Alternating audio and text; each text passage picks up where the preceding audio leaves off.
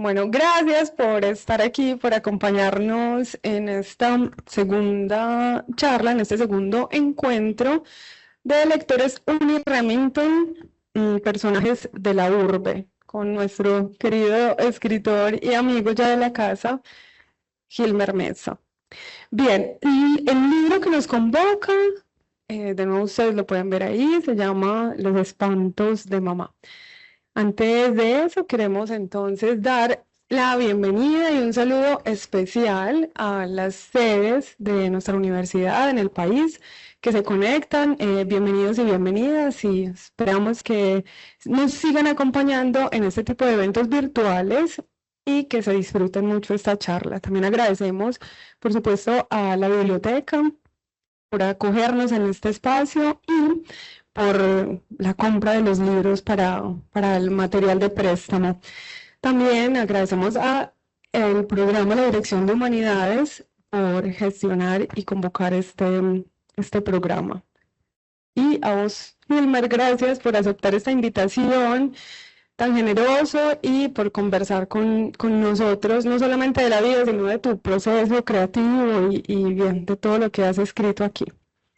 Bueno, entonces hoy tenemos como una segunda etapa, un segundo momento de esta novela, Los espantos de mamá, y ustedes ahí en sus sillas tienen unos fragmentos de la novela seleccionados, son al azar, pero específicos para que puedan primero leerlos y eso que les sucede.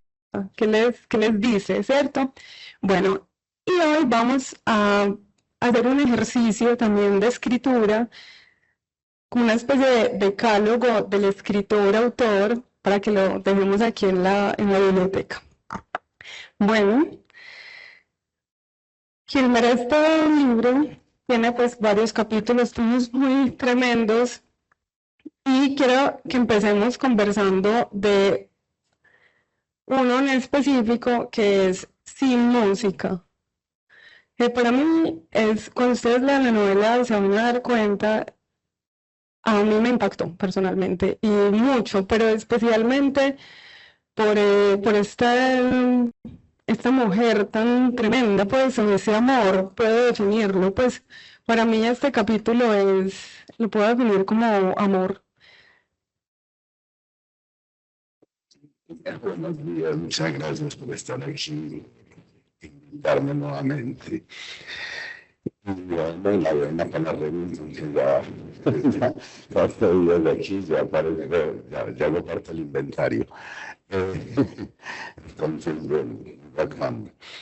No, yo creo que este es uno de los capítulos más, ¿cómo decirlo?, más viscerales y casi que literalmente viscerales, porque es, como bien lo decís, sin hacer aquí mucho spoiler, una mujer que me gusta eso que decís, si es de amor, yo creo que es, sí, se enloquece por el amor, o por la falta de amor, cuando le quitan el amor de su vida, toma una decisión muy radical y es quedarse con una parte de ese amor y crear.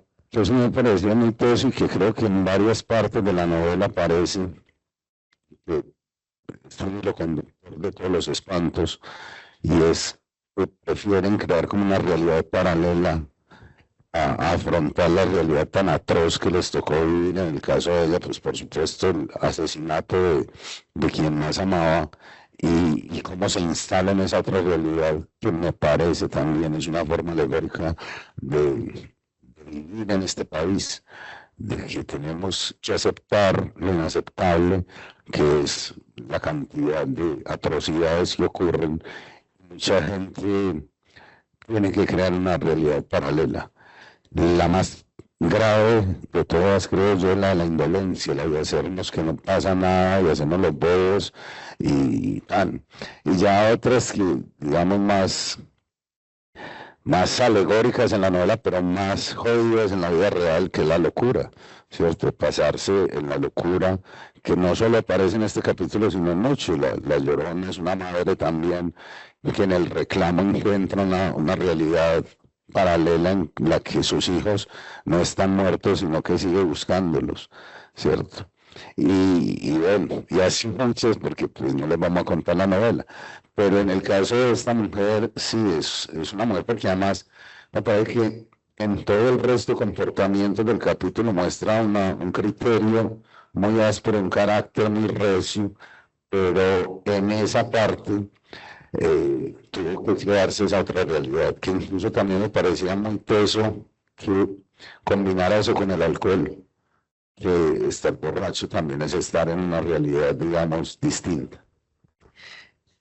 Claro, es que este capítulo sin música bien podría ser un cortometraje. O sea, pareciera como si, pues yo lo digo, Sí, era como independiente de los demás. Bueno, y hay otro también que se llama, bueno, El cura sin cabeza. Recordemos que en este libro hay varias voces que se entremezclan. La voz del narrador, que no es él, la voz del narrador, que se parece mucho a nuestro invitado. Y hay otra voz que es quien cuenta acerca de los espantos, que es la mamá del personaje, que curiosamente y coincidencialmente se llama como la mamá del autor. Más raro. no es. Más raro, más. Bueno, entonces, hay una polifonía, hay voces que se entremezclan. Sin embargo, este capítulo de sin música podría ser, y a mí se me figuró como una peliculita, como un cortometraje, sobre todo por el carácter tan recio de esta mujer, pues de quien hablan ahí. Y hay otro capítulo que también te voy a decir que se llama El cura sin cabeza. Y curiosamente, ambos capítulos hablan de esa parte de la cabeza. Esa parte faltante. Esa parte faltante. Sí, a ver, de hecho, uno muy directo que es en Sin Música, bueno, pues ya que carajo, vayan y lean la novela, pero en realidad es una mujer que en una masacre al esposo le mochan la cabeza y ella decide conservar esa cabeza y crear un diálogo constante con esa cabeza. Ahí sí les van a dar más ganas de leerla. Sí, entonces sí hace todo para tener ese diálogo con esa cabeza y esa es la realidad que les digo a la que se pasa a vivir en donde su única compañía es la cabeza de su esposo muerto. Y eso es muy interesante porque pues, cuando yo estaba construyendo la novela recordé pues una vaina que sí conocí, una mujer que no conservó la cabeza, pero a la que al marido sí le mochaban la cabeza en una masacre y no grababa. Y quise después poner el otro capítulo justo por eso también, porque alegóricamente este cura pierde la cabeza, ¿cierto? Por el amor. Entonces eran como dos formas del amor distintas en que en realidad la cabeza jugaba un papel muy importante y la pérdida de la cabeza. En el caso del cura, por supuesto, nunca se le cayó, pero él se cayó.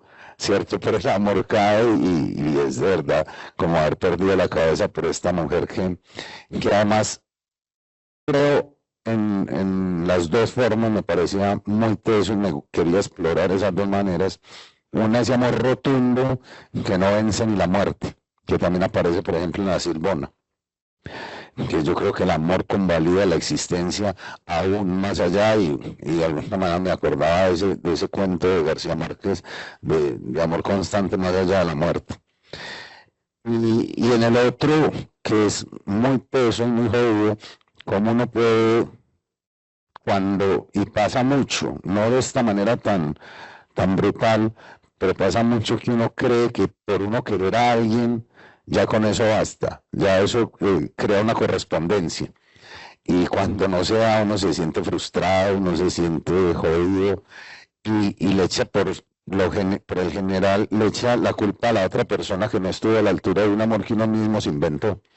Entonces, eso quería también como explorarla porque este cura da por sentado que ya, con que él la quiera buenamente a esta muchacha que ni siquiera tiene la capacidad ni el criterio para aceptar ese afecto, ya con eso basta. Y eso pues desencadena un montón de circunstancias. Wilmer, ambos capítulos Como estoy Amor. con una gripa, no va a sonar. Qué grave, ya está en vivo y todo, pero es mejor. Pero sigamos. Pues mientras tanto yo le voy hablando. Entonces, ambos capítulos ponen de centro una pregunta o un tema y es las pasiones. La pasión como algo que pasa por uno, que te afecta, para bien o para mal, o sea, ¿cierto? Entonces, como tanto en el cura, pero también como en en el capítulo de Sin Música, hay una pasión. Entonces hablemos de las pasiones. Pues porque los humanos, o sea, las pasiones nos pueden llevar a cometer actos valientes, heroicos, hermosos, ¿cierto? El arte, por ejemplo, o también lo más miserable. Sí, o sea, es que eso. Yo creo que la pasión es una de las fuerzas vitales más importantes. Yo creo que todo lo importante en la vida surge de una pasión, de uno hacer las cosas apasionadamente. Yo creo que incluso todo lo que no sean ejercicios de sobrevivencia, que uno haga por gusto, responden sobre toda esa fuerza vital de la pasión, que se conecta un poco con el conatus del que hablaba Spinoza, y es esa necesidad de permanecer siendo a pesar de, que eso, qué mejor definición podría dar de la pasión. Sin embargo, nosotros hemos sido históricamente, y digo nosotros, pues los seres humanos, muy mal educados con la pasión asociada al amor, o bueno, los distintos tipos de afecto. Porque en las otras cosas, es decir, todo lo que uno hace sí exige como cierto nivel de correspondencia, pero uno no es capaz de apasionarse por algo que no implique esa correspondencia y aún así quererlo hacer, ¿cierto? Digamos, uno se empecina a jugar fútbol así juegue mal, ahí no habría una correspondencia, pero no disfruta hasta jugando mal. En cambio, en el afecto creo que está muy atravesado por la correspondencia. Cuando no hay esa correspondencia, yo incluso en la novela lo digo, el afecto quizás no es verdadero, es el que se da en una sola vida, el que se da sin esperar a cambio una equivalencia, porque creo que hay más nobleza y está despojado de ese tinte de negocio que hay, que por eso cuando uno no es correspondido uno se siente más que nada tumbado, porque, ¿cierto? Porque está muy atravesado por el intercambio. Yo te doy esto y como yo te doy esto, necesito y requiero que usted me dé en igual proporción. Y eso a veces ocurre y por eso tenemos relaciones, ¿cierto? Pero muchas veces no ocurre, o no ocurre con la misma intensidad. Y ahí es donde todo se pudre porque que los seres humanos creemos que al dar una cantidad de pasión o al ponerle tanta pasión a un afecto, ya nos tenemos ganada esa correspondencia. Y no, porque es que eso no se decreta, ni se compra, ni se tasa, ¿cierto? Eso se siente o no se siente, eso es complicado. Entonces ahí es donde desviamos un montón las cosas y terminamos cometiendo unos actos bastante mezquinos y a veces incluso criminales, validándonos en eso, en ese sentir que por el exceso de pasión que yo tengo por tal cosa, tengo derecho a que me corresponda. Y eso es grave, pues de ahí surgen un montón de problemas que hemos visto constantemente. Los mínimos, pues es esa complicación de mantener una relación, y los más graves, el asesinato, los celos, jodidos, en fin. Bueno, estábamos hablando principalmente como de las relaciones de pareja, incluso hay amistades que pueden apasionarse mucho, sin hablar pues como de un asunto erótico así, sino como de la entrega que se ve. Pero entonces, hablando del amor, las madres, porque aquí hay diferentes madres retratadas, ¿cierto? No solamente la madre que cuenta, la que relata, la que es una voz muy dulce y también que acoge y abraza al personaje en todo su amor pleno, sino también hay madres, por ejemplo, indolentes que abandonan todo. Entonces la pregunta es, ¿esa espera de correspondencia también la tiene una madre? Qué bueno que pusiste el tema porque de hecho lo que de las cosas que más he pensado y que más pensé en esta novela,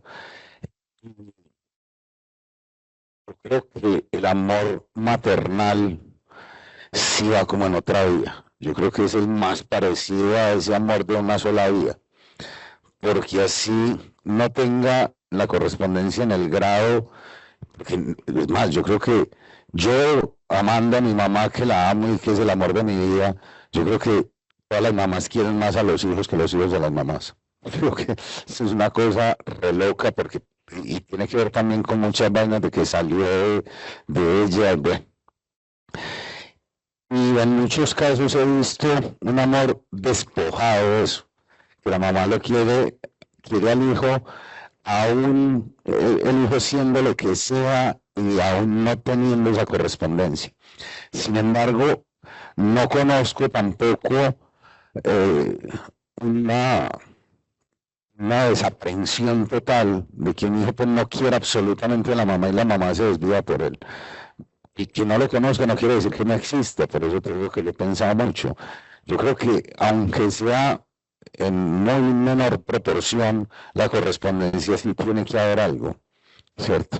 Porque somos seres humanos, uno más fácil quiere sin correspondencia objetos o actividades incluso, pero cuando implica seres humanos, yo creo que el de la madre es de los amores más desprendidos que yo conozco y que he experimentado, pero aún así yo creo que sí requiere o que se da al menos en cierta medida esa correspondencia. Que estas preguntas, esta conversación también nos lleven ahí como a pensar en esas correspondencias que tenemos o no, o que quisiéramos tener, ¿cierto? Bien. Sí, yo incluso en la novela yo me lo he figurado mucho en la vida. Yo sería capaz de querer a alguien sabiendo que no me quiere. Pues, o sea, tendría... No te quieren en la medida de que tú... Eso que yo requiero. ¿Cierto? Pues, como yo quiero esta vieja melísima, pero esta vieja a mí no. Y aún así yo tener como la capacidad de decir, pero igual la sigo queriendo. O sea, no iba a tener nada a cambio, pero igual la sigo queriendo. No sé, pregúntenselo ustedes, si uno sería capaz de asumir un afecto de ese tipo. Es que es tremendo, claro, o sea, ¿cómo quieres tú a otro independientemente de, o si ese amor que da sin esperar, porque uno sí espera, ¿cierto? O sea, uno, y uno también tiene como una, digamos, como una jerarquía, una lista, una cosa, pues que uno dice, bueno, yo estoy dispuesto a, o dispuesta pues a querer, así esta persona no haga estas cosas, pero llega un punto en que eso pues puede agotarse. Y sí, porque además pues ahí también ya eso sí es el trueque completo, ¿cierto? Pues de yo qué hago, qué no hago, cuánto estoy dispuesto a hacer y tal. Pero independiente de eso que obedece más como a la cotidianidad de la convivencia, no, pensémoslo nomás en porcentajes de afecto, es decir, yo sí seré capaz de querer a alguien que no me quiere y que yo lo quiera ya por quererlo, que sea el ejercicio mío sea quererlo, no esperar que me quiera. No sé si uno está en condiciones de hacer eso. ¿Ustedes qué dicen? Y más, uno necesita tanta correspondencia que uno antropomorfiza un montón de afectos que uno tiene. Los animales, por Los ejemplo. animales, la moto. No dice, es que esa moto a mí se me maneja muy bien, ¿cómo no manejar bien una moto? Pero es porque, claro, uno dice, yo le he tratado bien, le he lavado, le he cambiado el aceite, este hijo no me puede agarrar, porque ahí antes no me quiere. Sí, pues antes, si eso lo hace uno con objetos o con animales, que los animales, bueno, sí tienen algunos gestos, eso pienso, por ejemplo, ¿por qué el afecto con los perros es tan fácil? Porque los perros manifiestan constantemente ese amor. ¿Eh? o uno cree que lo manifiestan, ¿cierto? En cambio, con los gatos cuesta un poco más, porque el gato es mucho más independiente, si lo quiere a veces, otra vez no, ¿cierto? Es complicado. Eso es una tipología de clasificación. ¿Usted es más de perros o de gatos? Vos. Yo tengo una gata. Entonces, ¿qué estará de fondo ahí? Pues como... Ya estaba viendo un psicoanálisis, pero es que, ¿para qué escribió esto? Pues? Porque es que también en el fondo, o sea, leer esta novela específicamente es, a mí me parece como un viaje de entrar, salir, entrar, salir. ¿A qué me refiero? A salir y ver el mundo alrededor, algo, y que de hecho el personaje, pues el protagonista, todo el tiempo manifiesta como como estar asqueado de lo que ve alrededor y dice no quiere, pero después va adentro al entrar a su hogar, a su mamá. Entonces como que sale del mundo, se siente muy mal y su refugio es la madre, ese lugar seguro, ¿cierto? Entonces todo el tiempo y uno queda un poquito como agotado, o sea, como, ya leí esto, entonces, bueno. Y hay otro capítulo, para que hablemos de él, que para mí es uno de los, bueno, todos son muy íntimos, pero este sí es ya como la tapa y es indolencia, sobre todo porque se llama así el capítulo, indolencia, y la menciona en algunos apartados del capítulo con reclamo, con desesperación, con resignación. Y tú lo has mencionado también en esta charla y en la pasada, y que es algo que atraviesa tus obras, es decir, cómo la indolencia te duele, te afecta, y no solamente a ti, sino, o sea, te afecta que la gente sea indolente. Sí, y cada vez más. De hecho, ahora aquí me hago promoción, pero ahora tengo una charla con un ilustrador muy teso de Medellín que se llama Mango Marín en una vaina de una caja de compensación. Y anoche estábamos juntos preparando cómo la vamos a hacer y caímos en un tema que todo el mundo está hablando ahora, pues de una ex reina que se puso a ofrecer balas y tal. Y yo decía, sí, ¿cómo le dice? Mi balín. Valena, sí, sí. Ay, Dios. Y mencionaba, y yo le decía incluso que a mis estudiantes cuando recién ocurrió, yo les decía, o sea, a mí me parece muy bacano que muchas mujeres salieran a, a manifestar que esta señorita no la representaba. Ya me pareció bacanísimo y tal. Y yo dije, pero en realidad lo que a mí más me enloquece es que de verdad yo sí creo que sí nos representa. Y yo creo que ese pensamiento está muy metido en nosotros, la facilidad con que nosotros decretamos la muerte ajena. Y pues ahí era una payasada que era por esto las redes y tal, pero eso en el fondo nos habla de esa facilidad con que nosotros hablamos de la muerte y de matar al otro como solución, y que la identifiquemos así, hace parte de esa indolencia generalizada que nosotros tenemos, como que no nos conmueve nada que le pase al vecino si no me pasa a mí. Y no entendemos que en el vecino han ido yo también, y que el vecino hace parte de mí, que si le pasó a él, mañana me pasa a mí. Es que, de hecho, pues, y se terminó conectando aquí, pero realmente eso es lo paila del pensamiento extremo, y sobre todo que lo comprobamos, por ejemplo, en la Segunda Guerra Mundial con la extrema derecha. Con Mussolini, por ejemplo, la extrema derecha promete soluciones inmediatas a problemas urgentes, ¿cierto? Entonces, yo le doy esto a cambio de la mano dura, por eso convence tan fácil el discurso. Lo que pasa es que no hemos entendido que esa mano dura tarde o temprano aprieta el propio pellejo. Y que lo que está en juego es el pescuezo de uno, porque usted está prometiendo ahí y invitando a la muerte del vecino, pero mañana el vecino está invitando a la suya, porque mañana el que se vuelve incómodo es usted. Entonces, eso a mí cada vez me está impresionando más, que tengamos esa facilidad de domesticar el horror, de domesticar la muerte, de creer que porque es común es normal. Esa confusión entre lo común y lo normal, pero aquí es común porque ocurre mucho, pero por más que ocurra, no puede ser normal. Entonces, lo que hablamos ahora un poco, ese enloquecer que nos hicimos nosotros de hacernos los huevos, a mí fue muy grave, porque es una cosa, primero nos empezamos haciéndonos los huevos, no, es que en el 92 Medellín era la ciudad más peligrosa del mundo, nos hicimos los huevos, y ahí cerquita empezamos a hacer ya la ciudad que no solo se decía los huevos, sino que veía con buenos ojos que mataran a cierta gente, y ya ahora le estamos invitando directamente.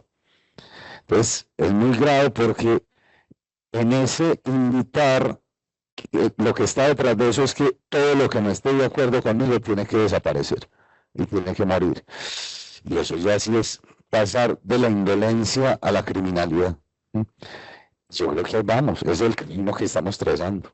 Yo me siento que, y por eso te decía, yo creo que eso sí representa gran parte del pensamiento en el que estamos moviéndonos, que empieza con cosas muy cotidianas como esta, hasta que se empieza a patrocinar eso. No nos olvide que Hitler ganó las elecciones, no fue como Mussolini que llegó al poder a la brava, no, votaron por él. Y otra cosa, votaron por él los alemanes, el pueblo que a Hegel, y a Nietzsche, y a Kant, ¿cierto? Que uno diría, a estos eran los que tenían el pensamiento. Ahora nosotros, por Dios, que nos da Vargas Vil.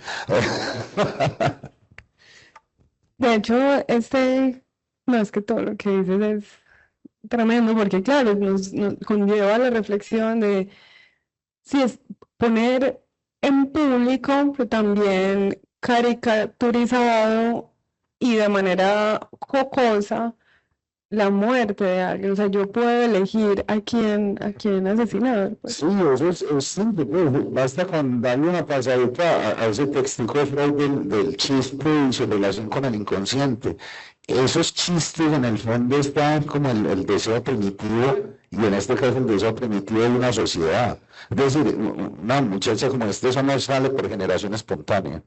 O sea, que eso es el resultado de un montón de cosas. Es decir, eso es la domesticación del mal. Sí, hasta ya porque lo usan las redes, pero esa vaina que nosotros todo el tiempo estemos hablando de por qué no matamos a este, por qué no muere este, pues eso no es natural en una sociedad. Pero yo siempre termino contando anécdotas, pero es que esta siempre me llamó mucho la atención. Yo una vez estaba en Venezuela, en Isla Margarita, cuando apenas estaba empezando a joder eso allá. Sí, okay. O sea, Maduro recién estaba entrando al poder, se había muerto Chávez. Yo estaba allá, había como un grupo como de, no sé, 10 venezolanos, hablando del problema que estaban enfrentando con este tipo nefasto en el poder. Y todos los venezolanos decían como, no, este man va a joder, no, este man va a haber que bajarlo, toda esa vaina tan, como reacciones por ese lado.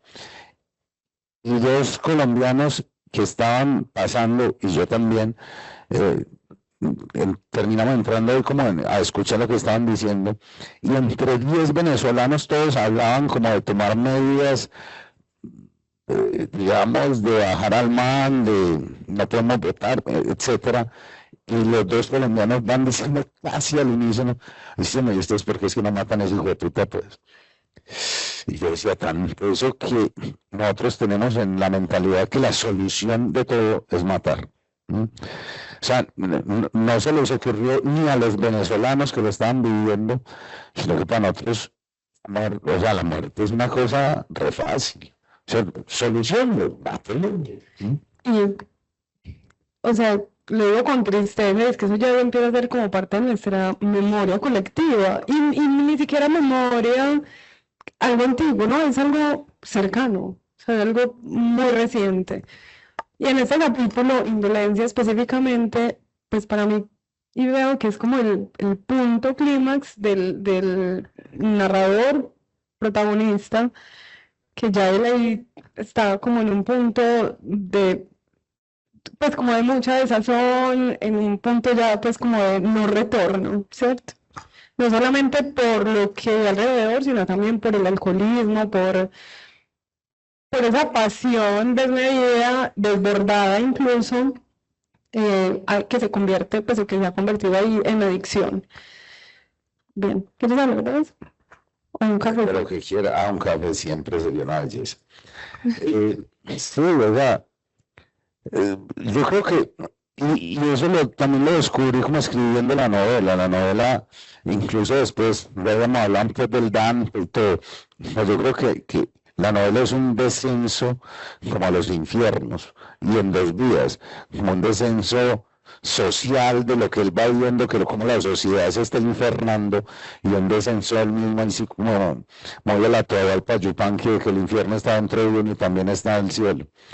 Y él se va metiendo, muchas gracias, y él se va metiendo en esa espiral hacia abajo, y ya ese capítulo que es uno de los últimos, o sea, es que ahí sí no podemos decir qué pasa al final del capítulo porque nos digamos la novela, pero pues concluye, ¿cierto? Más infernal todavía, que ya de hecho los capítulos que siguen es ya él como, pues ya esto se fue para el carajo, que ya no da más.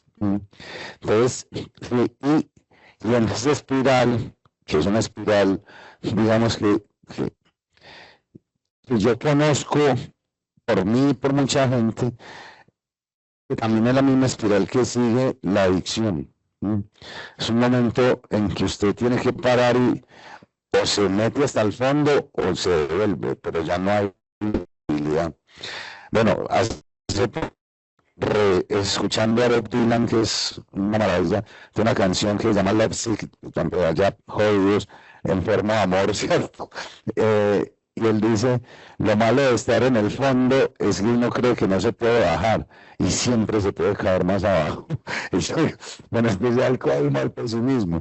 Yo, yo creo que en el fondo, lo bueno del fondo es que, como dice esta camiseta, dice Alcohólicos, cuando mires tienes que subir, ¿sí? Ya no queda sino subir, ascender.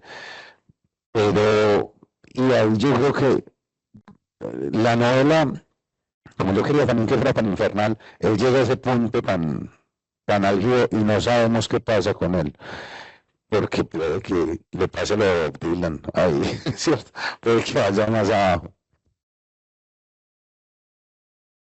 Esperamos antojarlos de esta lectura. Sí, y de hecho alguien en otra charla me preguntó, ¿sientes qué le pasó al man? Yo no, yo supe hasta ahí, yo lo conocí hasta ahí, yo de ahí para allá no sé, no vuelvo a hablar con él. Hasta ahí supo haber que preguntarle a la mamá, a doña Luz, a ver en qué. Porque yo no lo volví a ver. Que además tampoco sabemos cómo se llama, pues Sí.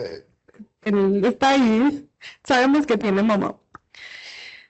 Bueno, traemos otro tema un poco y es ya, bueno, la novela, su estructura, hablamos la semana pasada de los epígrafes y de ese diálogo en paralelo con Dante Alighieri y específicamente con el infierno de la Divina Comedia. Bien, y hoy hablamos pues de estos capítulos y yo te quiero preguntar a ti, ¿cómo trabajas tú con las palabras específicamente? Porque aquí hay una delicadeza con las palabras y yo tuve que buscar algunas en el diccionario, lo confieso, claro, y como que, pero ¿cómo así? Y me encantaba ir, por ejemplo, Saxo, que yo decía, ¿qué es esto? Y son las palabras usadas ahí en el punto, y me encanta porque a veces nosotros, pues como comunidad, pues nos volvemos muy perezosos y decimos coso, cosita, el aquello, y hay palabras que mencionan lo específico. Entonces, ¿tú cómo trabajas con las palabras? Ya como la artesanía del escritor. Sí, yo en realidad yo soy un enamorado, pero un enamorado de las palabras. Pero lo era pues desde siempre. Y no sé, y muy curioso porque yo me crié con una cosa muy loca que me parecía y me sigue pareciendo muy loco, que mi abuela, por ejemplo, que vivió con nosotros hasta que se murió, era una mujer campesina que no había estudiado sino como hasta tercero primaria, tenía un léxico que yo no he vuelto a escuchar. Y, por ejemplo, ella decía cosas como caletre, hay que hacer las cosas con caletre, y después yo buscando en un diccionario de arcaísmo me di cuenta que era como con potencia. Y las tenía como metidas en su habla normal. O sea, nunca nadie estuvo más alejado de mostrar intelectualidad que mi abuela, ¿cierto? No sabía ni qué era intelectualidad, sino que habían como recopilado un montón de palabras que yo ya grande me las sabía, pero tuve que buscarlas, de hecho. Entonces eso a mí me parecía muy bacano y después, por supuesto, me enganché con la literatura y creo que una de las cosas más potentes que tiene la literatura es esa capacidad de, por ejemplo, con Rilke, ¿cierto? De que encuentre la palabra justa para no decir ni más ni menos. Esa economía del lenguaje se logra en gran medida con un léxico eh, adecuado, que no es un léxico amplio, porque es que eso es lo peso, ¿cierto? No es lo que a mí me gusta mucho de Carrasquilla, que tiene una novela que se llama Frutos de mi tierra, en donde una mujer, por parecer culta, cogía el diccionario y se aprendía palabras nuevas de memoria y entonces hablaba con eso y las metía donde no era, ¿cierto? Entonces es una cosa, no es eso, es interiorizar el uso adecuado de ciertas palabras que definen mucho mejor que otras. Bueno, después yo me volví fanático, pero muy fanático de Mario Escobar Velázquez. Y hablando, qué lástima, él se murió en 2007, yo lo conocí su obra, por supuesto, en el 2009, y desde ahí para allá no he hecho no leerlo constantemente. Yo he conocido mucha gente que estuvo en los talleres famosos que él dio, entre ellos Luis Miguel Rivas y Pablo Montoya, y los dos me hablaban de una de las cosas, ahora que hablaba de decálogo, una de las cosas que para él eran ley, era que usted no podía poner una palabra si no sabía qué significaba exactamente. Entonces, la gente en los talleres era leyéndole algún cuento y él ahí mismo lo detenía y entonces le decía, ¿por qué puso pendejo? ¿Y usted sabe qué es pendejo? No, vas al diccionario, cuando sepa me dice si eso funciona o no. Y a mí, claro, yo nunca estuve en un taller con él, pero yo me quedé con el rayón. Entonces, claro, cuando me sale alguna palabra, yo digo, a ver, miremos si esto sí, claro, ¿cierto? Y eso es lo que vos decís, es como la artesanía. Yo soy un domado de las palabras, de que tengan que definir exactamente lo que yo quiero definir.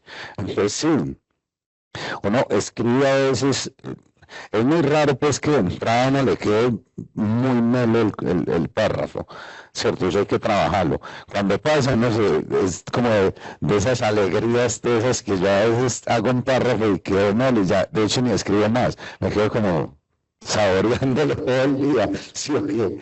Sí, parce, yo qué bien como quedó. Pero la mayoría de las veces no pasa así, siquiera porque esa alegría, pues si es constante ya deja de ser alegría. Pero la mayoría de las veces uno lo que tiene es que revisar mucho.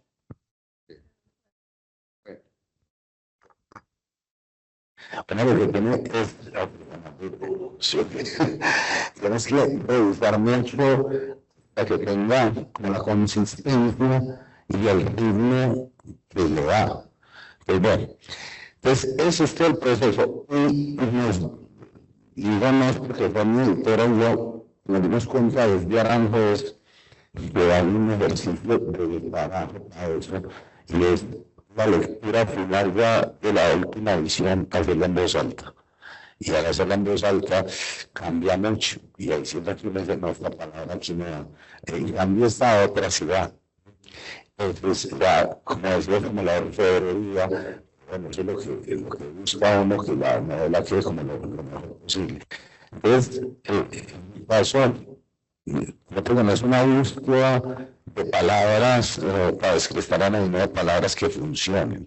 Y además tengo otro problemita, o yo no sé si es un problema, debe ser un problema para mis interlocutores, y es que yo esas palabras empiezo a usarlas cotidianamente para que queden como interiorizados, para que no parezca un cultismo que me inventé aquí, sino que si yo veo que una vaina funciona, en una oración, yo ya en clase las digo y hablando con los amigos los digo, y hay gente que como que no me entiende, pero entonces, bueno, ahí voy. No, ese murió. Sí, aquí entonces nos prestamos el micrófono. No, maravilloso esto porque, bueno, a mí también me apasionan mucho las palabras y sobre todo la etimología de las palabras, o sea, de dónde viene, cómo se forma una palabra con otra, por qué se juntaron, qué empezó, pues en qué desembocó esa palabra. Y me acuerdo mucho de Borges, por ejemplo. Y de hecho muchas cosas en la vida no las explica desde la etimología. Pues uno no sabía, al encontrarle la etimología, sabe si la usa o no. Por ejemplo, a mí me pasó que cuando yo quería decir que un amor está muy teso y digamos, equivocadamente pensé incluso que un buen sinónimo para decir eso sería como un amor inédito, ¿cierto? Bueno.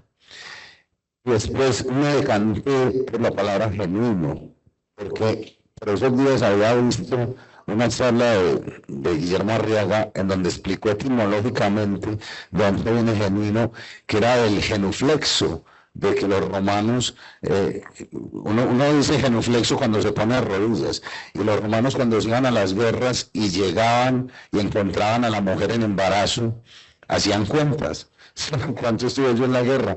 Entonces, si les daban las cuentas, traían al hijo y lo sentaban en la rodilla y lo reconocían como genuino. O sea, que si era él, ¿cierto? Que era poderosa y sanguíneamente él, ¿sí o qué? Y si no, no.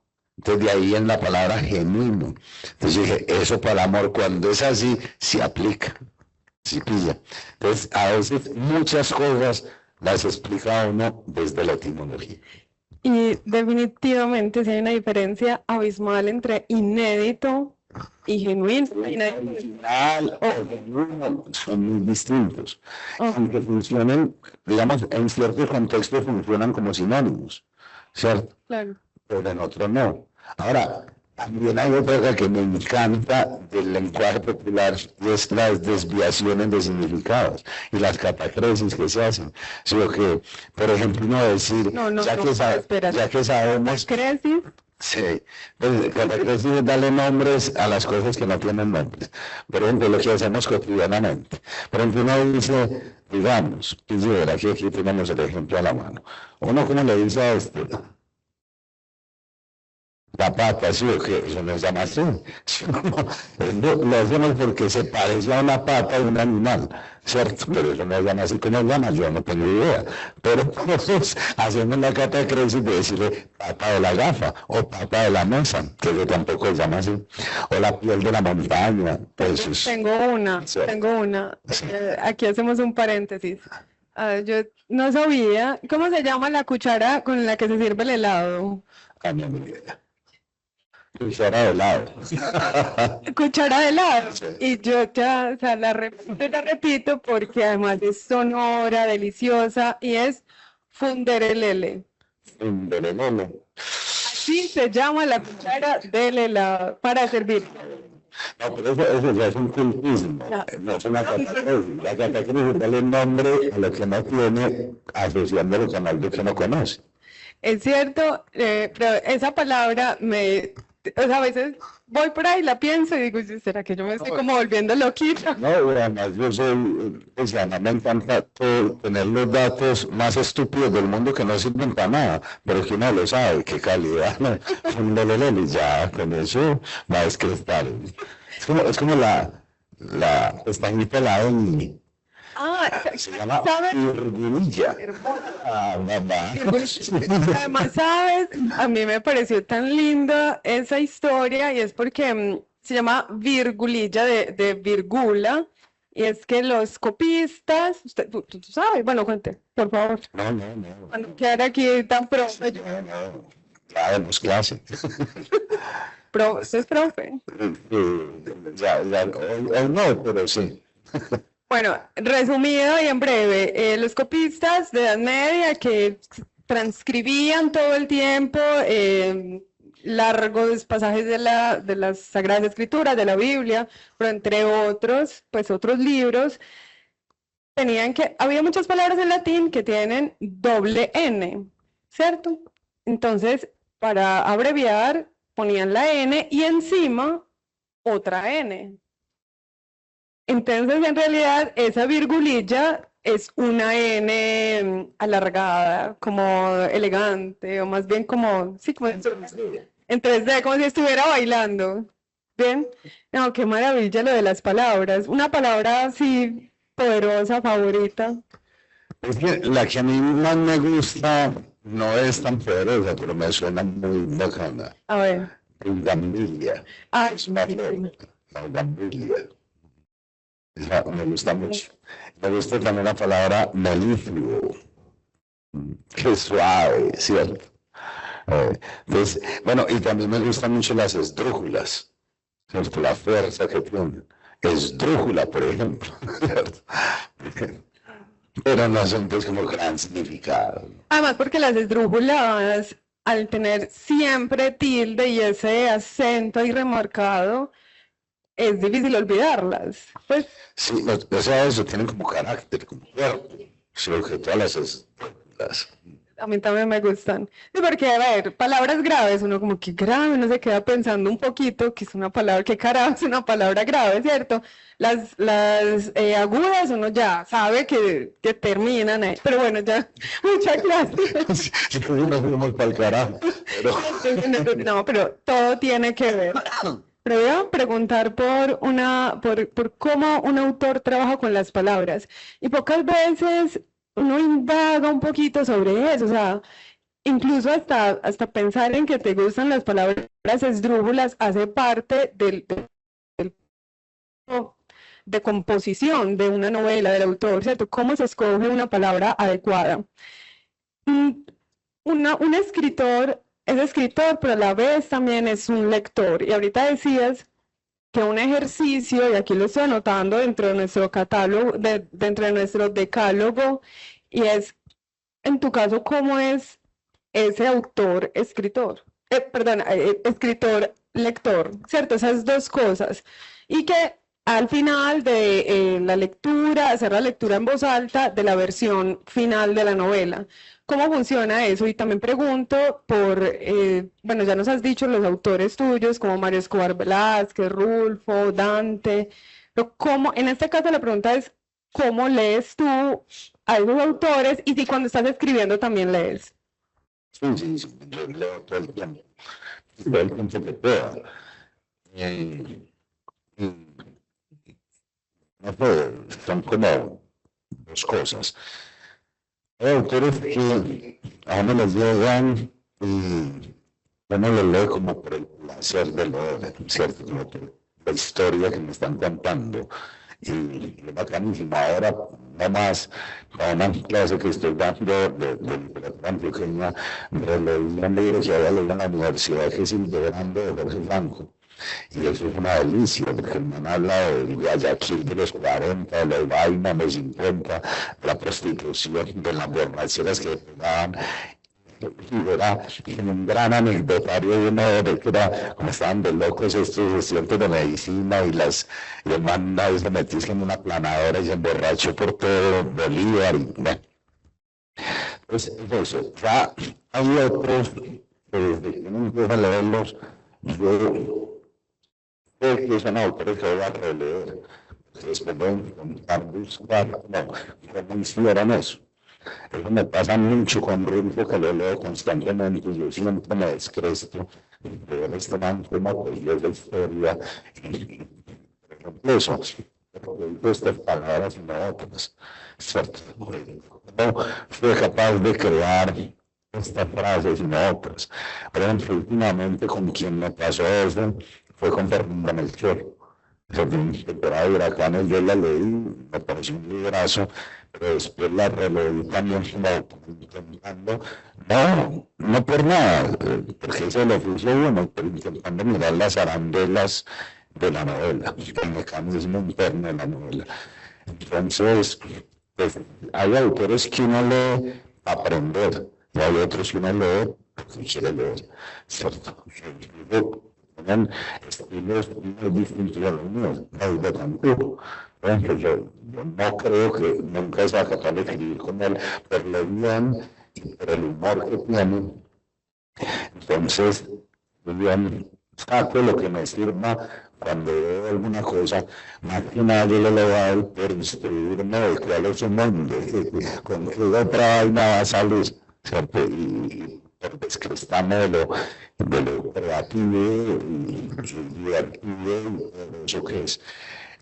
Hay otros que ya lo que hay es como mirar cómo lo hizo este man, como lo hace.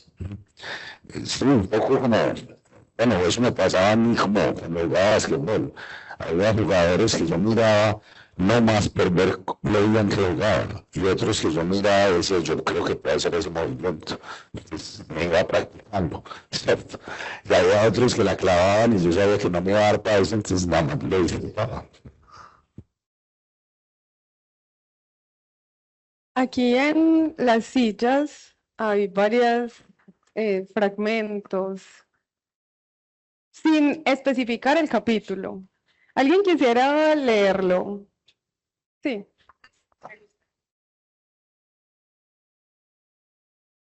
Te lo leo y me dices el capítulo. Pero pues impactante. Lo más fuerte y poderoso que tenemos los seres humanos son nuestras debilidades. Creo que está en toda la novela. Sí, por eso no puse como específicamente el capítulo también, porque para que lleguen a ello, la no. En toda la novela, creo que un aforismo de resumen de la novela sería ese, ¿cierto? Más fuerte que nuestras debilidades. Y entonces, sí, creo, es cómo interponerse a nuestras debilidades, casi siempre nos ganan, lo que demuestra una fortaleza muy tenaz de las debilidades, paradójicamente. Hay otro por acá. Sí, claro. Que lo potente de esto es que en realidad lo que nos hace humanos es eso. Poderoso, ¿cierto? Esas debilidades. Más, ahora hablando de palabras, yo creo que lo que más nos define a los seres humanos son el oxímoron constante que somos nosotros. Esa contradicción, por ejemplo, está la fortaleza que se necesita para vencer la vida. Es una cosa muy loca. Para reconocerlas. Primero para reconocerla y para no dejarse llevar. Es un peso, un peso. Igual decía una cosa también, la mejor forma de enfrentar la debilidad es caer en ella. ¿Cierto? Es un peso. A mí me parece, y siempre creo que lo puse por ahí en alguna novela, en algo que escribí alguna vez, es que la paz es tan difícil porque es hacerse la guerra a uno mismo, a la guerra que uno tiene adentro. Y eso, o sea, todas esas contradicciones de los seres humanos son como lo más complicado de tramitar.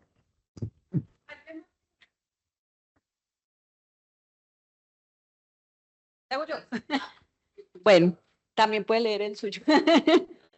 Este dice, y en vez de tropiezos, el destino propicia planicies para que la desgracia obre. Ah, sí, sí, es de la guerra. Sí, no sé, anoche leí un artículo, ya es vainas que le llegan a uno en Facebook, esas vainas. Un físico todo eso está intentando demostrar ahora matemáticamente que el destino ya está escrito. Ya eso es otro nivel. Y luego me hizo pensar muchas cosas que sí, que son más tiros de mamás, pero que a veces aplican como a veces pareciera que como una gran conspiración universal para que el mal obre y encuentre como un camino allanado para desarrollarse, lo que no suele ocurrir con el bien. ¿Cierto? El bien necesita como traspasar más escollos a desarrollarse, en cambio el mal va melito. Usted pasa a las 12 de la noche, pero necesita que lo atraquen. No pasó nunca en taxi. Y eso, a mí eso me ha hecho pensar mucho en la vida. Bueno, otro de los temas que me interesan tanto en lo que leo como en lo que escribo es ese de al-fatum, de los griegos, de destino inapelable, pero que a mí me parece que es mucho más operativo siempre para el mal. Y bueno, esa frase dentro de todo el párrafo hablaba un poco de eso, ¿cierto? Como un tipo absolutamente malo tiene como una ventaja genética que lo hace ser más malo, porque además todos sus hermanos eran flacos, ya pobres, y este salió guapo para poder cascar a todo el mundo. O sea, como si este va a ser el que necesita cascar a todo el mundo, lo vuelve bien viva. Bueno, como cuando uno pierde algo que no necesita, pero necesita encontrarlo, y en eso se le va la vida y la tranquilidad. Sí, ya no me acuerdo, eso es... Bueno, esto... Sí. Sí, ahí está aplicado como otra cosa, pero también creo que funciona bien en toda la novela, porque la novela es una novela, bueno, de muchas cosas, hemos dicho, infernal, cierto, pero en el transforma en un peso de la búsqueda constante. Eso porque yo ahí pensé que una frase lo comparaba la situación con una vaina que yo no sé si es porque yo estoy muy loco y ya ahora que todos estamos diagnosticados, pues yo creo que soy muy autista también, pero que a veces me pierde una cosa y si no la encuentro, desde una palabra hasta las llaves, si no la encuentro no puedo vivir, pues me hace un nudo de la cabeza. Entonces, pensaba yo que si en una niñedad de esas a uno se le descuadra tanto la cabeza, ¿cómo se van a buscar eternamente en desaparecido? Cierto, eso era la punta como a eso, como que la cura tan grande. Esa sensación que para mí es tan molesta, en serio, de que se me olvide una palabra, ¿cómo será para usted aplicar eso a un ser querido? Y ese es el peor de los castigos, no curarse nunca del odio. Sí, eso lo dice la mamá del narrador, ya no me acuerdo en cuál, es uno de los remates de los espantos. Yo creo que el de la patasola, que era un tipo absolutamente odiador. Y la mamá aparece en varias partes hablando justamente de los castigos, como si estuviéramos en el infierno. Y hay varias cosas que ella dice que no me parecen, que no he pensado mucho como unos castigos muy jodidos. No curarse nunca del odio, ni con la muerte. Yo creo que yo he sentido muy pocas veces odio. Y cuando lo siento, me desagrada muchísimo, porque es un sentimiento que me impide.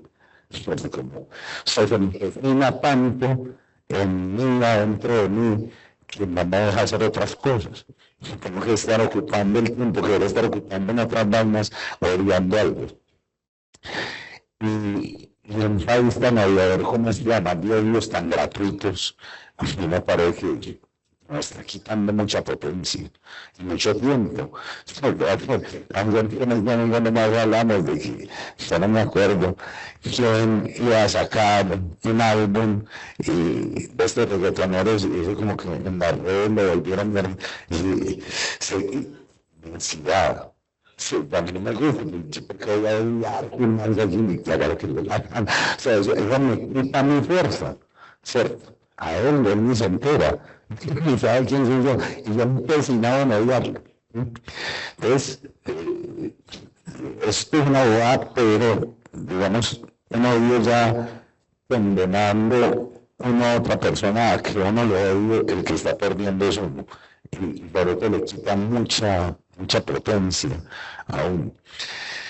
Como la rabia. A mí la rabia me impulsa muchas cosas, pero en el momento en que uno siente rabia, muy jodido, o al menos esa rabia que le domina a uno, porque a mí, por ejemplo, se me salen las manos. Yo tengo mucha rabia, yo siempre estoy pensando, para que yo no comer esto, pero no soy capaz de zafarme de eso. Ahí es donde me tengo que calmar. Si le hecho la rabia represada, si es muy mala. El que nace para malo le ponen todas las condiciones a su favor. Bueno, eso está en ese mismo párrafo que ven uno, en serio. Se le allanaba el camino y era sobre este personaje Gasca que en serio parecía que todo le salió bien para ser malo.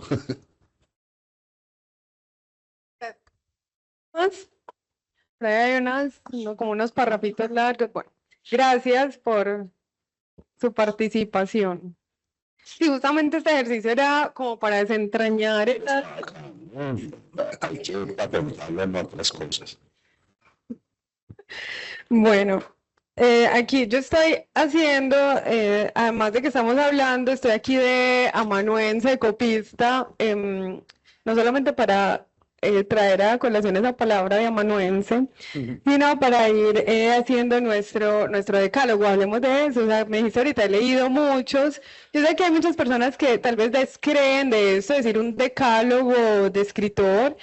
También hay decálogo de lector y todo, pero aquí vamos a hacer uno de escritor-lector, ¿cierto? Autor-lector, porque es un ejercicio de ida y vuelta y a la medida que voy escribiendo, hay un lector que está pues aquí adentro.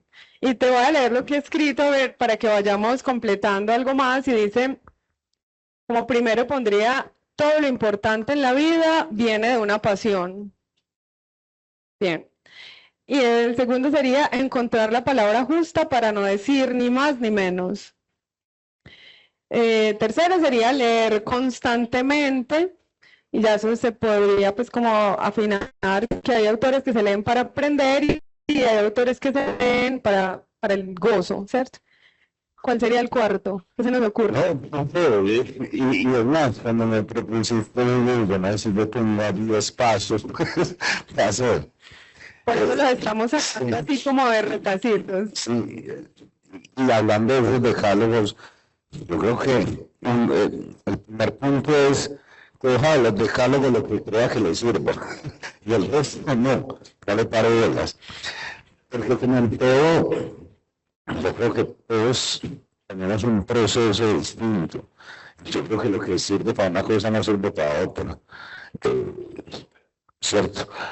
En nada, cuando uno le dicen haga esto y así va a conseguir esto, no sé, de pronto en actividades, no sé, más positivistas, ¿no? En una operación matemática, no sé si yo no sé matemáticas, pero me voy a inventar algo, si usted factoriza esto, le da este resultado.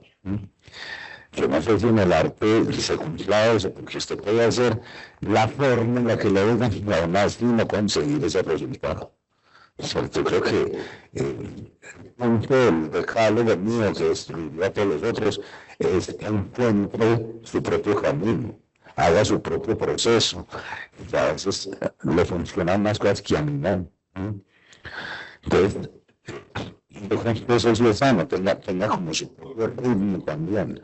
Yo creo que cuando uno empieza a forzar mucho, las normas quedan forzadas y se notan lo forzado. Por ejemplo, hay un libro de Saint-Pierre, se llama El Camino del Héroe.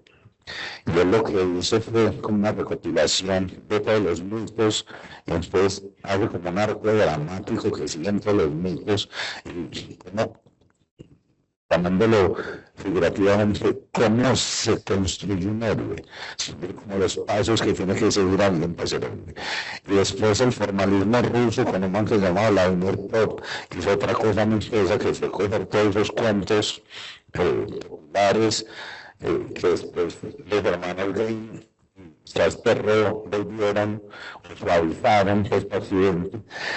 Y han creado un listado que se llama las 31 funciones del cuento fantástico. Y él tiene como 7 funciones para el inicio, como 8 para el nudo y el resto para el desenlace. Y yo le hago un análisis de que en todos los cuentos mínimo hay 3 funciones de aquí, 3 de aquí, 3 de allá. O sea, y a cada una de esas funciones les da un símbolo y crea fórmulas. Por ejemplo, Caperucita es esta fórmula, ¿cierto? Esas funciones son eso: alejamiento, prohibición, aparición del enemigo, aparición del objeto mágico. Ahí el que quisiera, por ejemplo, podría tener una fórmula para hacer un cuento maravilloso, y usted puede seguir esos pasos y que haga una porquería de cuento. Pero también puede hacer otro que no siga ningún paso de esos y hacer un buen paso, ¿cierto? Entonces, yo creo que no es como encontrar su propio camino, entre los cuales, y tal vez lo más difícil de hallar es la propia voz. Porque para escribir usted necesita 2 cosas: tener algo que decir y saber cómo hacerlo. Eso, tener algo que decir, pues todos lo tenemos, todos tenemos una historia que vale la pena contarse, o un pedazo al menos, y después la completamos. Y ya después está el cómo hacerlo, y en eso son como las decisiones que uno toma. Lo que pasa es que en la vida también a veces uno se equivoca de decisiones. Entonces, a veces lo que falla no es la historia, lo que falla es que esta historia hubiera sido mejor desde otro enfoque. Esta historia hubiera sido mejor en una tercera persona o en una primera persona. Y la decisión que tomó está mal. Entonces, da otro consejo: no le dé miedo de errar, ni de votar. Si usted hizo una generación más de este cuando sí, pero es una porquería, ¿no? Sí, y es otra vez. Incluso puede tener la misma historia, pero incluso le dio otro enfoque que de pronto le va mejor. Entonces, eso. De hecho, algo que me gustó a mí de la escritura, comparado con un montón de actividades que yo hacía en mi vida, es que en la escritura encontré que no castigaba el error. Que si yo me equivocaba, eso, esa hoja y llegaba a empezar en otro. Entonces, de hecho, yo creo que es lo más importante. Y otra, para que lo tengan ahí, que no es mío, yo no sé quién lo dijo, pero tiene toda la razón: escribir es sobre todo reescribir.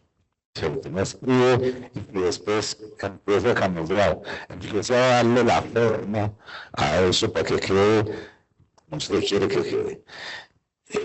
Y olvídese de una cosa que yo no creo que a nadie le haya pasado, y es que en la primera le quedó bien.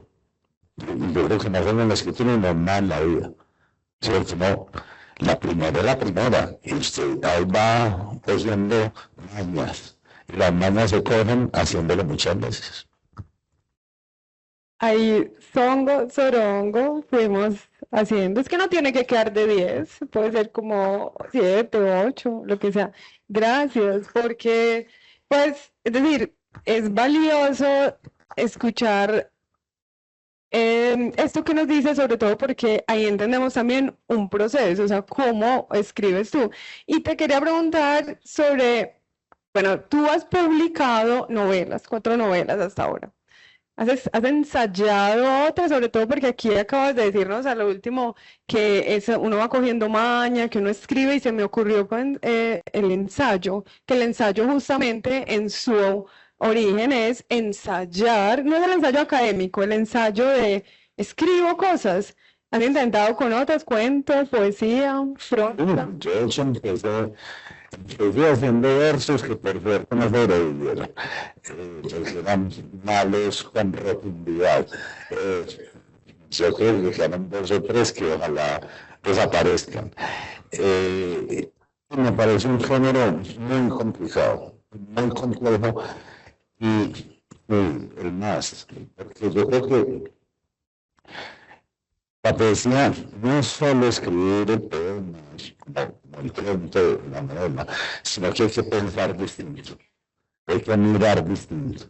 Porque el ejemplo de eso, el lenguaje poético, ese cuentico mínimo de Juan José Sequera, el escritor venezolano, que contaba que iba por la calle con su hijo o hija, ya no me acuerdo, pero muy chiquito, como de 9 años, y en la calle él vio una mancha de esas de aceite, gasolina, so que él vio y pasó por encima de la mancha y el hijo de hija se detiene y le dice, mira papá, un arcoíris muerto.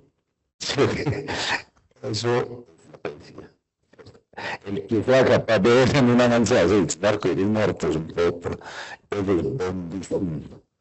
Pero no, lo que hace es artificios del lenguaje, pero trata de distinto, percibe distinto.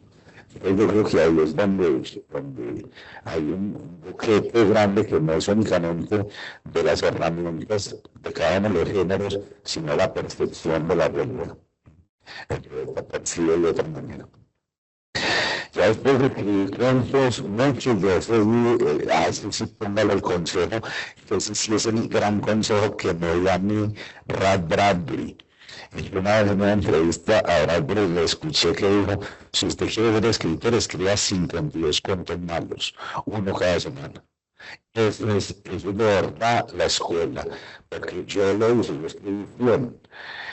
Y me di cuenta de muchas cosas. Eso ayuda, primero, a crear un hábito. Y segundo, en serio, de verdad, lo más eso que yo creo que eso enseña es encontrar la voz. Que usted se equivoca tantas veces que en donde usted se sintió bien, tírese por ahí. Entonces, cuando usted sabe que este cuento no está bueno, pero esta vez yo soy capaz de manejarlo, ahí ya usted está encontrando su voz. Entonces, eso, escribir 52 cuentos malos, uno cada semana, ese sí es el gran consejo. Entonces, escribí muchos cuentos, he publicado muy pocos, pues, publiqué en una antología de cuentos que se llama Puñalada Trapera, un cuento muy perturbador que se llama Año Nuevo, es muy perturbador la señora. Es más, con las novelas bien perturbadoras que escribo, y ese cuento es re perturbador. Y si lo dices tú, Sí, hasta yo después dije, ya estoy muy loco. En revistas publiqué uno, en una revista danesa que se llama El hombre que quiso ser una pluma, un cuento de una hoja. En otra revista en AFI publiqué otro que se llama Naturaleza Muerta, también de una hoja. Ahora en una antología de Human de Cali que quiero mandarme el libro, eso salió el año pasado y nunca me llegó, entonces me mandó una foto, publiqué un cuento que se llama Arbolito. Y ahora, esto es una primicia que debe salir, hoy es que miércoles, debe salir ahora el viernes. El 31 de octubre se cumplieron 40 años de Latina Stereo. Y Universo Centro va a sacar una separata por los 40 años de Latina Stereo. Y nos invitaron algunas personas a escribir textos para eso. A Luis Miguel Rivas a mí nos invitaron a escribir cuentos. Entonces escribí un cuento sobre Héctor Lavoe, que se llama El día de mi suerte, para que lo lean. Ahí está. Sobre el mito. ¿sí? En Universo Centro. Sí, pasado mañana creo. Sí, Pendientes. sí, sobre el mito hay Héctor Lavoe en Medellín, para que lo lean. Y ya sí novelas. Y creo que es el género en que mejor me muevo. Sí, porque suele suceder que muchos autores publican ensayo, publican cuento y su ilusión o su consagración es escribir novela. Tú empezaste por la novela y claro, eso nos ha conmovido mucho, sobre todo por las historias tremendas que cuentan. De hecho, ensayo, yo no sé si lo que escribo me he comprometido a escribir puede llamarse exactamente ensayo, eso es como otra cosa. Por ejemplo, para la Comisión de la Verdad, yo participé en esa colección que se llama Futuro en Tránsito, que eran 13 palabras que tenían que ver sobre el conflicto, y nos invitaban a un montón de autores a escribir sobre una de esas palabras. Y a mí justamente me tocó una palabra que detesto, que es la palabra resiliencia. Entonces escribí un ensayo, creo yo, sobre por qué no me gustaba esa palabra. Y ahora en Bogotá me invitaron, que tuve que ir 3 días, aquí escribiera sobre Bogotá como un ensayo, pero yo finalmente escribí como una crónica de eso, de que vi en 3 días estando en Bogotá que me llamara la atención. Y he escrito como ensayos por encargo, que no me gusta mucho y el género me cuesta un poco, sobre las ruinas del Mónaco, para un libro que se llama Expurgo, Y para la Universidad de Antioquia, que trabaja ya para la revista, he escrito como 3 ensayos, uno sobre la gentrificación, otro sobre el odio. Arcadio escribió sobre alcohólicos, bueno, pero no sé si eso exactamente quepa y menos dentro de la categoría de ensayo académico. No, pero no es académico, pues en este caso estaríamos hablando del ensayo literario. Pero, sin embargo, en tus personajes, sobre todo la mamá, es una ensayista. O sea, ella piensa, pongamos el ensayo como la palabra que va pensando a medida que va contando, que va hablando, ¿cierto? Bueno, Bueno, más que, es que por eso es que la novela creo que es el género que mejor me siento, entre otras cosas porque la novela absorbe los otros géneros tranquilamente. Entonces la novela puede aparecer en ensayos, véanse El insoportable levedad del ser de Kundera, que es un ensayo largo con personajes. El cuento y quien lo hace muy bien, la poesía también, porque hay gente como Luis Miguel Rivas, por ejemplo, que son grandes novelistas, grandes cuentistas y grandes poetas. como William Ospina también. Eso. Qué man muy dotado. Bueno, para ir cerrando nuestra conversación, y gracias por llamémoslo que, no decálogo, un nombre, de que te gustan las palabras. ¿Cómo lo podríamos llamar? No sé. Memorial de agravio, no mentira. memorial de cocina. Bien. Recetario. Sí, ok.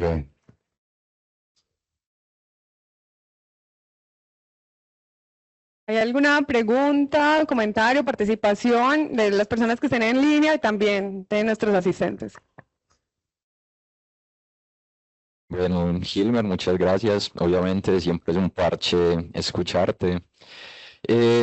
Quería retomar un poco sobre esto de la artesanía de la escritura, que del libro pues apenas llevo el primer capítulo, pero en una conversación con mi hermano, que hay un paréntesis, te agradezco mucho porque últimamente se generó como un ritual entre mi hermano y yo para conversar sobre libros en general, pero últimamente hemos estado mucho como con tu literatura. Entonces, porque le dije que venías, empezamos a conversar pues de la cuadra, de todo lo que hemos leído y fue una conversación muy interesante. Espero pues conversar con él también. Desde cuando yo lo leía, estaba súper adelante. Me llama la atención es que en tu estilo de escritura es como muy, ¿cómo decirlo? No separas los diálogos de la narración. Entonces me hizo acordar mucho pues, de Saramago, porque fue el primer texto como me hizo enamorar de la literatura, el ensayo sobre la ceguera. Y me percaté de eso, de que el involucrar los diálogos con la narración y demás le daba una esencia, en ese caso al ensayo sobre la ceguera, pues que fue donde lo identifiqué. Sin embargo, te quería preguntar si para ti esto es una acción consciente con un propósito o te salió natural en tu encontrar la manera de escribir, te salió natural que los diálogos y todo pues se mezcle como en un párrafo gigante o si tiene una finalidad en la historia. No, es una decisión. Ahora, pero como mencionaba Saramago, yo tengo que decir ciertas cosas. Y es que yo nunca he negado, por supuesto, que tengo un montón de influencias y a veces que soy un farsante y las copio directamente. ¿Cierto? Pero me llama mucho la atención cuando la gente asegura que copia a gente que yo no he leído. ¿Cierto? Y, por ejemplo, yo descubrí a Saramago después de haber escrito La Cuadra. Ahí empecé a leerlo y de hecho hay cosas que me gustaron mucho y otras que no. Entre las que me gustaron mucho es que lee ese Caín del que es una cosa impresionante. Pero hay cosas de él que no me gustan. Entonces, bueno. Entonces, cuando tú ya el estilo mío y tal, todo el mundo decía, no, que es que la copió Saramago. Pues, bueno, todo bien, sí. Pero no, ¿sabe en realidad a qué le debo yo haber tomado esa decisión? A mí, yo fui un enamorado de las historias, y sobre todo las historias que contaban ahí en la esquina de mi casa. Y yo siempre pensé que esas historias no tenían punto aparte. que era la misma manera en que mi mamá me cuenta las historias. Entonces, a la hora de escribirlas, yo también siempre ya que había como cierto, como cierta pausa que obligaba la escritura del guión americano. Que yo vengo muy encarretado cuando empiezan los guiones, y a mí eso me sacaba, y me saca todavía. Y yo decía, no, marica, yo no, o sea, esto no. En cambio, y lo hice así, sin guiones, más llevándome como por el instinto de que así lograría reproducir de alguna manera el ritmo oral. Y me gustó, como quedó en la cuadra, y dije, bueno, de aquí para siempre, ¿cierto? Entonces sí tenían mi intención. Ahora, en esta, yo difícilmente pongo un punto aparte, ¿cierto? Porque me parece que corta eso, porque el mismo ritmo que yo le impongo a las historias es que no se detenga, ¿cierto? Que esté todo el tiempo así. Entonces, en Aranjuez y en las travesías decidimos hacer, bueno, porque es que las travesías sí tienen capítulos de 70 páginas. Entonces, decidimos con la editora hacerlo así. Sin embargo, en esta había algunos capítulos en que tenía como el remate final con un punto aparte. Y ella fue la que me dijo, no, esta novela queda mejor siendo muy ahogada. O sea, que usted se ahogue al leerla, ¿cierto? Sí. Y entonces decimos que en cada capítulo era un párrafo. ¿Sí, okay? Y como les conté, no sé si les conté, ya lo conté en otro lado, que esta novela por primera vez hicimos el ejercicio que yo mismo grabé el audiolibro. Leerla en voz alta se ahoga, de verdad. Pero es la sensación que yo quería que se sintiera, ¿cierto? Sí, sí. Eso era lo que yo quería que ocurriera. Entonces, aquí además de la intención de todas las otras historias, que es no cortar el ritmo, en este también quería que existiera esa sensación de ahogo.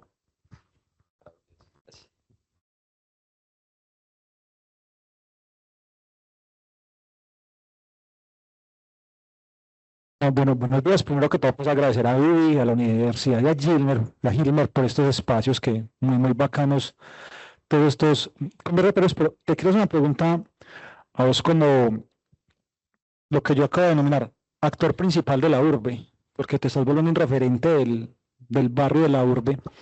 Ahorita que hablabas de la espiral del odio, ¿a futuro crees que vamos a hacer más o vamos a hacer menos los que estamos en esa espiral? Porque mientras te escuchaba hablar del vecino, yo ya como una retrospectiva con respecto a mi vida. Yo nací en el 83, o sea, crecí entre finales de los 80s hasta hoy. Y siempre que la vida fue marcada por muchas cosas de odio. O sea, cuando era niño nos odiábamos entre paisas, rolos y bayunos, por deportes, por región. Luego en la preadolescencia nos odiábamos por los metaleros con los punqueros, los skates con los rollers. Después nos odiábamos por una camiseta de fútbol. Y ahí fue donde yo caí porque... Y cuando hablabas del vecino, o sea, es que yo creo que a los que nos gusta el fútbol y tenemos esa pasión, o sea, no podemos negar que, como se dice en la misa, un amigo familiar o pariente es hincha del equipo rival y no por eso lo odiamos. Entonces me salía como de, pues no odio a mi vecino, pero veo a otro que puede ser mi vecino y le veo la camisa roja, entonces lo odio. Ya después, ahora estamos como cayendo en esa espiral del odio, porque si sos de derecha, si sos de izquierda, si sos facho, si sos mamerto. Y ahorita cuando hablas de las redes sociales, yo me acuerdo mucho cuando 2007, 2008, cuando empezó el boom, a mí nunca se me olvidó, yo estaba viendo que había un grupo que decía, odio a J. Mario Valencia, como 3.000 miembros, y yo pensaba en esa época, fue puta, J. Mario cuando le hizo daño a 3.000 personas, para que tuvieran el tiempo de sentarse a estar una pata y decir, odio. Y entonces, y si nos vamos pues para atrás, entonces cuando eran liberales conservadores, federalistas centralistas, entonces mi pregunta es, ¿crees que algún día, o como vamos como sociedad y como urbe, vamos a ser más o menos los que estemos metidos en esa espiral del odio? tocaste tantos puntos que eso es para otra charla, ¿cierto? Pero sí, entonces, pero para ser muy breve, no, yo soy muy pesimista, ¿cierto? Pero soy como un pesimista activo porque no me empecino en creer el mal ya, y le doy siempre como el beneficio al ser humano de que pueda mejorarse. Sin embargo, los puntos que más teso me pareció que tocaste son dos. Uno, esa escuela del odio, es que el odio es muy fácil, el odio no requiere ningún proceso mental, ¿cierto? Es la identificación con otro sí, ¿cierto? Yo tengo que detenerme a pensar para saber que esta dama y yo tenemos más cosas en común que las que podamos tener en contra. Sin embargo, si ella tuviera una camiseta de un equipo distinto al mío, ya eso, ya sin saber quién es, ya yo la siento que es distinta. Y como ella tiene una del equipo mío, entonces la siento más cercana. Y necesitamos esa participación tribal siempre. Y que emparenta más que el odio. Porque es muy fácil. En serio, el odio es demasiado fácil. No requiere ningún proceso mental.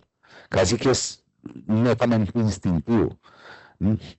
Entonces, de las cosas que me llama mucho la atención de lo que dijiste es compararlo con el fútbol. Yo cada vez estoy más convencido de que esa precariedad que vemos en el odio de los hinchas de fútbol ya está escalando al ámbito político, porque cada vez me impresiona más la falta de ideas que hay en los debates y el apelar a esa demagogia barata y populista que es la misma del deporte. O sea, a mí que me hace distinto a esta muchacha, y los dos tenemos una misma pasión, llamémoslo así, es rojo y el mío es verde, caliente marica.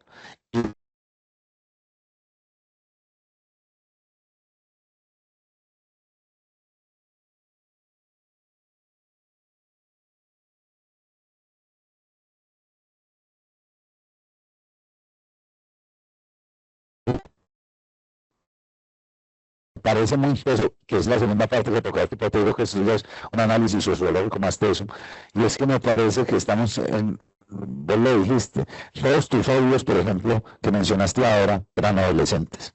Sí, okay. A mí me parece que estamos en una adolescentización. No, porque, yo que te digo que, porque en el que caí siempre, en el que digo que caí fue en el por el fútbol. Claro. Y no, yo por ejemplo, haciendo la retrospectiva, yo me acuerdo que a mí la primera vez que me llevé al estadio un partido en el 91, Nacional Pereira, es un tío materno que lo amo con toda el alma, hincha del Medellín. O sea, entonces es como que, pues si yo ya hoy en día, cuando, por ejemplo, con mi hijastro, que es muy hincha de Nacional, y yo le digo, no, venga, pelado, pilas, que es que su abuelita, la mamita, la que usted todos los días que se levanta y la coge a picos, es hincha del Medellín, es hincha del Medellín, como ese hincha que usted se gozó o al que quiere cascar cuando hay clásico.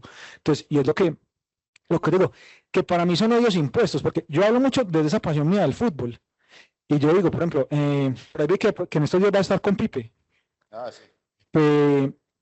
Por ejemplo, el barrismo tristemente nos trajo eso, porque cuando crecimos nos sentábamos hinchas de Medellín Nacional en una tribuna y que si había violencia, pero no al punto de que es que, no, yo no puedo pasar por allí porque por allá están los del rojo, o este que es del rojo no puede pasar por acá porque estamos los del verde.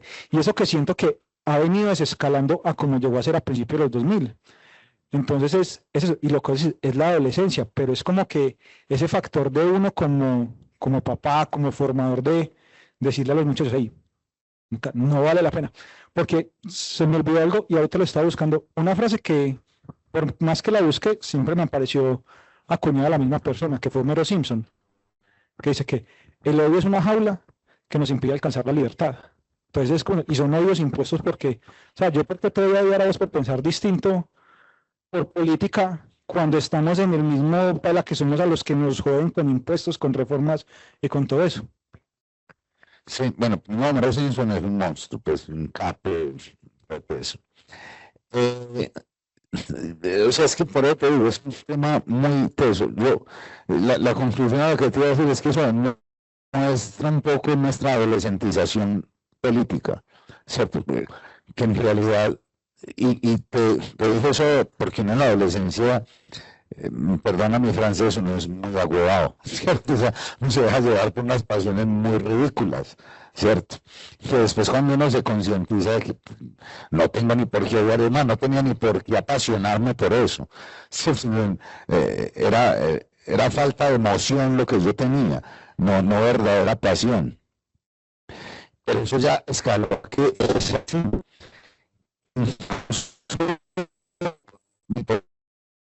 Porque es un pensamiento binario de ustedes, por esto.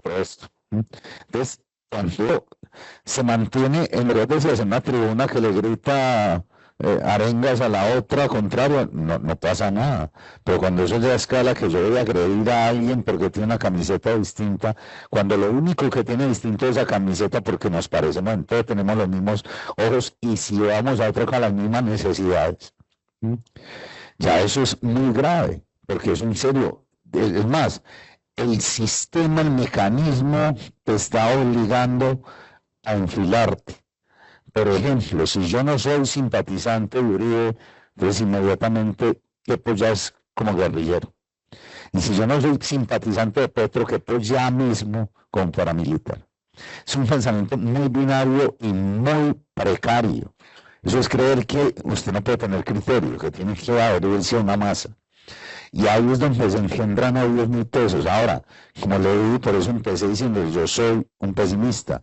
A mí lo que me parece más grave es que yo siento que, no sé usted cuántos años tiene, 41 años, yo lo hacía más joven.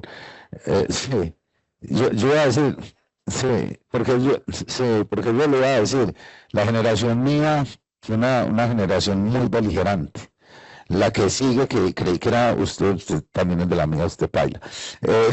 Esta gente más joven, digamos que tienen hoy 30 años, 32, fue la generación en que yo vi mayor posibilidad de, no sé, eran mucho más libertarios, mucho más abiertos, digamos, en el término para decir aplicar la política en Paila, pero más progresistas, ¿cierto? Que aceptaban la diferencia y tal. Yo, esta generación, que es la que está hoy en día como activamente política, la veo muy distanciada de la que va a ser activamente política en 5 años, de la adolescencia hoy en día.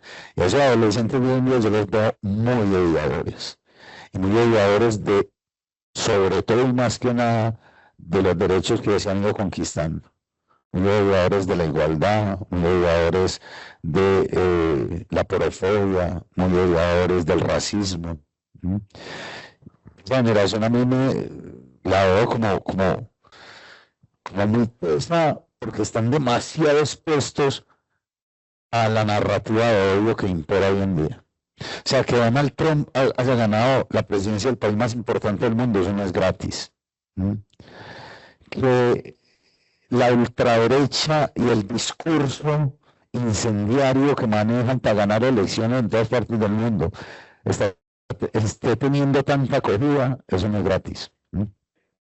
Entonces yo le doy un muy buen futuro al odio, o sea, un muy mal futuro para nosotros. Sí, okay. Esa es como la conclusión paila que yo tengo. Porque sí, vuelvo con lo que empezamos, porque que haya un eco tan grande en una vaina como la que hizo esta señorita, ex señorita en redes, eso me muy paila, de verdad, muy paila. No por el acto en sí de ella, sino por lo que le digo, porque eso en el fondo me representa, que es tan paila como que ese pensamiento es el que hizo que Donald Trump ganara.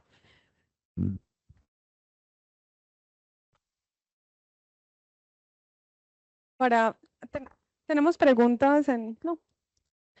Bueno, vale. Entonces sí, pasémosla por allá, porfa.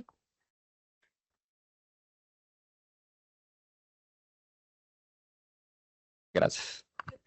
No, primero que todo, agradecerte pues por este espacio, por estar acá, muy chévere. Ojalá viniera todos los días porque eso qué chimba trabajar así todos los días.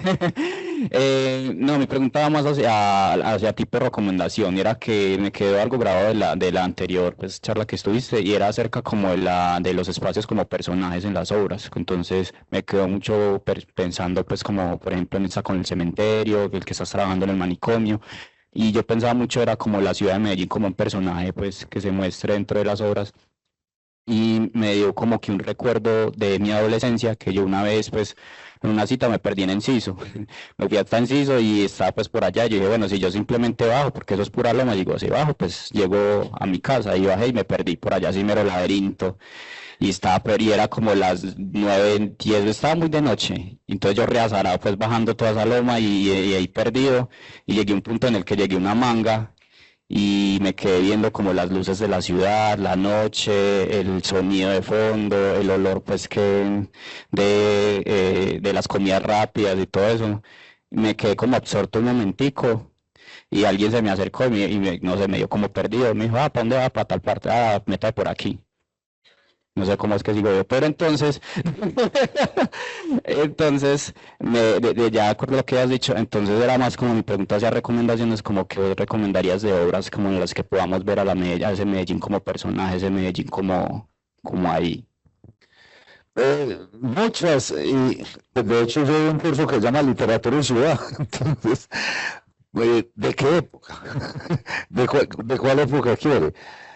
Medellín es un tremendo personaje de principios de siglo en las obras de Carrasquilla, ¿cierto? Es un tremendo personaje en una novela de Gaspar Chaverra que se llama Rara Avis. Es un personajazo en una novela ya de la década siguiente de don Alfonso Castro que se llama El Señor Doctor. Es tal vez el más maravilloso de todos los personajes y sobre todo para las mujeres. En la década del 40, en una novela de Jaime Sáenz Echeverri que se llama Una mujer de 4 en conducta, que es maravillosa porque es una campesina de Santa Elena que se llama Elena, que cree que Medellín es lo mejor. Y baja aquí y hace todo el recorrido Paula, que era el recorrido que hacían todas las mujeres que no tenían oportunidad. Entonces empieza en una casa de familia, es abusada, queda en embarazo, se va a trabajar en una fábrica, la echan por quedar en embarazo, termina en la calle pidiendo limosna, después se vuelve prostituta, después se vuelve madama y termina como religiosa. O sea, es un ciclo increíble y Medellín es, de hecho, de las mejores versiones que tiene. Si la Medellín oscura, Hildebrando de Jorge Vélez, si la Medellín prostibulada, aire de tango de Manuel Mejía Vallejo y Cucarachitana de Mario Escobar Velázquez, si es, digamos, una Medellín setentera de Ganzúa, Luis Fernando Macías y Tuyo mi corazón de Juan José Hoyos, y ya si es de los 80, una Medellín que a mí no me gusta mucho como la narró, pero tiene sus cosas, que es la Medellín de Fernando Vallejo, sobre todo el de Barrancaro, las otras no, de Jorge Franco también, sobre todo una novela que es El cielo a tiros, bueno, de Pablo Montoya, por supuesto, La sombra de Orión, de Luis Miguel Rivas, Era más grande el muerto, de David Gil, Colección de tragedias de una mujer, de David Betancourt, Toda la hora de lo que quiera. No, es que aquí hay gente, entonces Estefanía Carvajal, Las vanidades del mundo, que habla de Bello y de Medellín también como en los 90s. De Sara Jaramillo Klinker, como Maté a mi padre, que es ya una Medellín más gomela en los 90, pero está chévere. Bueno, de Juan Diego Mejía, Soñamos que venían por el mar y el cine era mejor que la vida, como la Medellín universitaria y muy tirada a la izquierda en los 70s. Bueno, ahí no va acordando. Sí, bueno, obvio. Sí, decía Víctor, Eli Ramírez, ¿cierto? Medellín a solas contigo y Gonzalo, de Chalarango. Le hace también, bueno, nadistas que a mí no me gustan mucho como poetas, pero como cuentistas hay muchos muy buenos, de Jaime Espinel. Todos los cuentos de Manrique son una cosa brutal. Jaime Espinel es un cuentista del putas. Además, yo creo que era el que tenía los mejores nombres del mundo, ¿cierto? Tiene un cuento, para que lo puse, que es sobre la prostitución y tal de los bares, que llama En la casa de los feos, el espejo es soga. Sí, ok, un cuentato, un titulazo. Entonces, bueno, no, en Medellín hay muy buena literatura. Bueno, vamos entonces a dar cierre a nuestra charla, al programa Lectores Uniremington. De nuevo agradecerte a ti por la generosidad de tu conversación y por llevarnos a la reflexión de esta Medellín. Y por supuesto, cerremos con unos títulos a la pregunta que hizo el asistente. Aranjuez, La Cuadra, Los espantos de mamá, del autor Gilmer Mes. Ahí también se puede observar a Medellín. Gracias a la biblioteca por acogernos, saludamos también a nuestras sedes en el país y bueno, no, gracias por conectarse. Hasta una próxima ocasión. Gracias.